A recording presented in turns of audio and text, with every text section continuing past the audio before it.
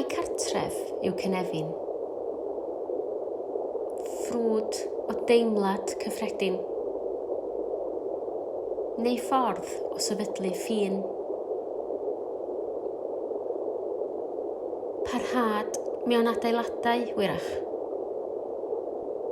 Yn uno achau drwy'r capel, chwarel a chau. Neu oherwydd rhyw gariad penodol at leoliad.